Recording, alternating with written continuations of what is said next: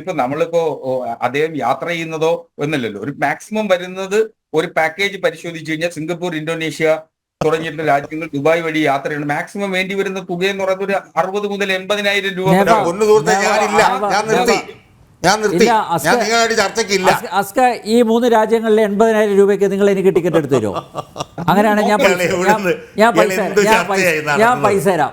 എനിക്ക് ഇന്തോനേഷ്യയിലും അതുപോലെ പിന്നെ നമ്മുടെ ദുബായിലും അതുപോലെ സിംഗപ്പൂരിലും പോകാൻ. അത് 19 ദിവസം വേണം എനിക്ക്. നിങ്ങൾ 80,000 രൂപയ്ക്ക് എനിക്ക് ടിക്കറ്റും താമസവും ഒക്കെ തരപ്പെടുത്തി തരുമോ? നിങ്ങളെ പാക്കേജുകൾ പരിശോധിച്ചാൽ കിട്ടുന്നേ. ഇപ്പൊ അതൊന്നും വലിയ നിങ്ങളുടെ പാക്കേജ് അല്ല ഞങ്ങൾക്ക് വേണ്ടത്. എന്റെ ഷാജഹാൻ, 80,000 രൂപ ഒരു രാജ്യത്ത് പോലും പോകാൻ പറ്റില്ല. ടിക്കറ്റും അങ്ങോട്ടും ഇങ്ങോട്ടും ടു ആൻഡ് ഫ്രോ ടിക്കറ്റിന് എത്ര പണമാണ്? മാത്രമല്ല അവിടുത്തെ താമസം 19 ദിവസമാണ്. 19 ദിവസം 80,000 രൂപ മതി ഒരാൾക്കെന്ന് പറഞ്ഞു കഴിഞ്ഞാൽ അത് വിശ്വസിക്കാൻ പറ്റില്ല. വലിയ വിഷമാണ് അഡ്വക്കേറ്റ് അസ്ക. കഷ്ടം തന്നെ. അങ്ങനല്ല, തരം താഴരുത്. അല്ല, 80,000 ആണെങ്കിൽ നിങ്ങൾ എനിക്ക് ബുക്ക് ചെയ്ത് തരൂ, ഞാൻ റെഡിയാണ് പോകാൻ. 19 ദിവസം പോകണം. എനിക്ക് 3 രാജ്യങ്ങള് താമസം എല്ലാം വേണം, ഭക്ഷണം ഉൾപ്പെടെ. അതായത് ഇയാൾ ഒരു ദിവസം ചെലവഴിക്കുന്ന പണത്തിന്റെ ഒരു 100% നിങ്ങളിപ്പോ പറഞ്ഞത്. ഒരു ദിവസം ചെലവഴിക്കുന്ന പണത്തിന്റെ ഒരു 100%. കഷ്ടം തന്നെ.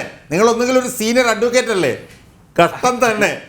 അങ്ങനെയല്ല, നിങ്ങൾ നിങ്ങൾക്ക് തെളിവുകൾ ഉണ്ടെങ്കിൽ 7 സ്റ്റാർ ഹോട്ടലിലും ബിസിനസ് ക്ലാസ് യാത്രയും ഒക്കെ തന്നെ നിങ്ങൾക്ക് പുറത്തുവിടാൻ തെളിവുകൾ ഉണ്ടെങ്കിൽ നിങ്ങൾ പുറത്തുവിടും. ഇതൊക്കെ പുറത്തുള്ള തെളിവാ സുഹൃത്തെ. ഇതൊക്കെ എന്നേ പുറത്തു വന്ന കാര്യങ്ങളാണ് ഇതൊക്കെ. ഇത് എന്തുവാ നിങ്ങൾ ഈ പറയുന്നത്?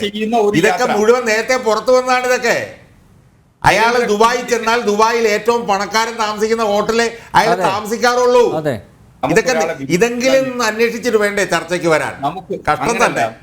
അല്ല ഷാജാൻ, ഒരാളോട് വിമർശിക്കണമെങ്കിൽ എന്തും വിളിച്ചു പറയാം. എന്തുമല്ലല്ലോ വിളിച്ചു പറഞ്ഞത്. അല്ല, എന്തും വിളിച്ചു പറഞ്ഞത്. ഞാൻ വിളിച്ചു പറഞ്ഞത് ഇത്രയേ ഉള്ളൂ. പിണറായി വിജയൻ ദുബായിൽ ചെന്നാൽ അവിടുത്തെ ഏറ്റവും സമ്പന്നര് താമസിക്കുന്ന ഹോട്ടലിലെ താമസിക്കാറുള്ളൂ. ഇതാണ് ഞാൻ വിളിച്ചു പറഞ്ഞത്. ഇതെന്തുമല്ല, ഇത് തന്നെയാണ് വിളിച്ചു പറഞ്ഞത്. അങ്ങേക്ക് അതിന്റെ തെളിവുണ്ടെങ്കിൽ അല്ല, ഇതിനു മുമ്പ് അദ്ദേഹം താമസിച്ചത് അവിടെയാണ്, ഷാജഹാൻ പറയുന്ന ഹോട്ടലിലാണ്, ഹയാത്തിലാണ്.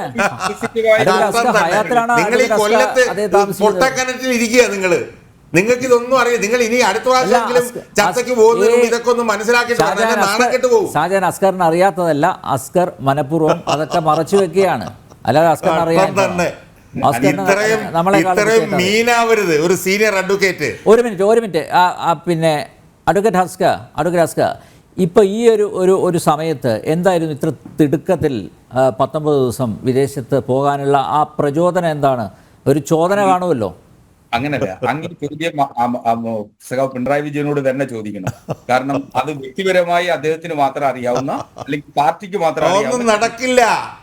അതൊന്നും കമ്മ്യൂണിസ്റ്റ് പാർട്ടിയിൽ അതൊന്നും നടന്ന ചരിത്രമില്ല. ഇനി ഒറ്റ കാര്യം ഒന്ന് ചോദിച്ചോട്ടെ. അതായത് ഇടതുണ്ടെങ്കിലേ ഇന്ത്യ ഉള്ളൂ എന്ന് പറഞ്ഞു നിൽക്കുന്ന വലിയ ആളാണല്ലോ ഇയാൾ. CPM ഏറ്റവും കൂടിയ പോളിറ്റ് ബ്യൂറോ മെമ്പറാണല്ലോ. ഇന്ത്യയിലെ ആകെപ്പാടെ കമ്മ്യൂണിസ്റ്റ് മുഖ്യമന്ത്രിയാണല്ലോ ഇയാൾ. ഏക കമ്മ്യൂണിസ്റ്റ് മുഖ്യമന്ത്രി. ഇയാളുടെ ഉത്തരവാദിത്വം എന്താ? ഇയാളുടെ ഉത്തരവാദിത്വം തെരഞ്ഞെടുപ്പ് നടക്കുമ്പോൾ ആ തെരഞ്ഞെടുപ്പ് നടക്കുന്ന സമയത്ത് പോയി അവിടെ പ്രചരണം നടത്തുക എന്നുള്ളതല്ലേ അയാളുടെ ഉത്തരവാദിത്വം. അയാൾ മുഖ്യമന്ത്രിയല്ലേ. MA ബേബി എവിടെയാണെന്ന് അറിയാവോ ഹസ്കറിന്? ആന്ധ്രയിൽ അനന്തപൂർ എന്ന് പറഞ്ഞ സ്ഥലത്ത് പ്രചരണം നടത്തുകയാണ് MA ബേബി. വൃന്ദ കാരാട്ട് അവര് ആന്ധ്രയിൽ പ്രചരണം നടത്തുകയാണ്. മണിക് സർക്കാർ അയാൾ പശ്ചിമ ബംഗാളിൽ പ്രചരണം നടത്തുകയാണ്. അങ്ങനെ ഇരിക്കുമ്പോൾ പിന്നെ എനിക്കറിയില്ല, അങ്ങനെ വരുമ്പോൾ CPMന്റെ ഏറ്റവും ഉന്നതനായിട്ടുള്ള നേതാവായിട്ടുള്ള മുഖ്യമന്ത്രി പിണറായി വിജയൻ നരേന്ദ്രമോദിയുടെ ഫാസിസത്തിനെതിരെ സന്ധിയില്ലാ സമരം നടത്തുന്ന പിണറായി വിജയൻ അതിനിർണായകമായ തെരഞ്ഞെടുപ്പ്. മോദി 3ാം തവണ അധികാരത്തിൽ വന്നാൽ ഇന്ത്യ ഇല്ലാതാവുന്നല്ലേ പിണറായി വിജയൻ പറഞ്ഞു തന്നിട്ടുള്ളത് എന്നോടും നിങ്ങളോടും ഒക്കെ. ആ പിണറായി വിജയൻ CPM നടത്തുന്ന ഒരു ജീവൻ മരണ പോരാട്ടത്തിൽ അയാൾ പോയി മറ്റ് സംസ്ഥാനങ്ങളിൽ തെരഞ്ഞെടുപ്പ് പ്രചരണത്തിന് പോകേണ്ടതിന് പകരം ഉളുപ്പുണ്ട എൻ്റെ ഭാസ്കറെ, ഉളുപ്പ് ലജ്ജയുണ്ടോ അയാൾക്ക്? അസ്കരെ, ആ ചിഹ്നം നഷ്ടപ്പെടാതിരിക്കാൻ ലജ്ജ ചിഹ്നം നഷ്ടപ്പെടാതെ കാത്തു സൂക്ഷിക്കാനുള്ളൊരു ബാധ്യതയെങ്കിലും പോളിറ്റ് ബ്യൂറോ മെമ്പർ എന്ന നിലയിൽ, ഏക കമ്മ്യൂണിസ്റ്റ് മുഖ്യമന്ത്രി എന്ന നിലയിൽ പിണറായിക്കില്ലേ സാർ? ആ ഒരു ഉത്തരവാദിത്തമെങ്കിലും അദ്ദേഹത്തിന് നിക്ഷിപ്തമായ ഉത്തരവാദിത്തം അദ്ദേഹം അത് നിറവേറ്റേണ്ടതല്ലേ? അപ്പോൾ ഒളിച്ചോടുന്നതല്ലേ? അതോ ഈ ഇന്ത്യ സഖ്യത്തിൻ്റെ ഭാഗമായിട്ട് അദ്ദേഹത്തെ കൂട്ടിയിട്ടില്ല എന്നാണോ? അങ്ങനെയല്ല. പാർട്ടിയുടെ അനുമതി, കേന്ദ്ര കമ്മിറ്റിയുടെ അനുമതി ഒക്കെ വാങ്ങിയിട്ടാണ് അദ്ദേഹം ഈ യാത്ര ചെയ്തത്. കമ്മിറ്റി സ്വാഭാവികമായും അദ്ദേഹത്തിന് ഇത്തരമൊരു സ്വകാര്യ യാത്ര ചെയ്യുന്നതിന് പാർട്ടിയുടെ അനുമതി ഉണ്ടാവും. അതനുസരിച്ച് വളരെ നേരത്തെ യെച്ചൂരിയാണ് പിണറായി വിജയന്റെ അനുമതി വാങ്ങിയിട്ട് യാത്ര ചെയ്യുന്നത്. പിന്നെ കേന്ദ്ര സർക്കാർ പിണറായി വിജയൻ അനുവാദം വാങ്ങിയിട്ടാണ് സീതാറാം യെച്ചൂരി അവിടെ ജനറൽ സെക്രട്ടറി ആയിട്ട് ഇരിക്കുന്നത്. അത് പിണറായി വിജയൻ കൊടുക്കുന്ന കാശ് കൊണ്ടാണ് സീതാറാം യെച്ചൂരി വണ്ടിക്ക് ഇന്ധനം അടിക്കുന്നത് അവിടെ. സീതാറാം യെച്ചൂരി യഥാർത്ഥത്തിലുള്ള പിണറായി വിജയന്റെ പേഴ്സണൽ സ്റ്റാഫിൽ പോയി ജോലി ചെയ്യായിരുന്നു വേണ്ടിയിരുന്നത്.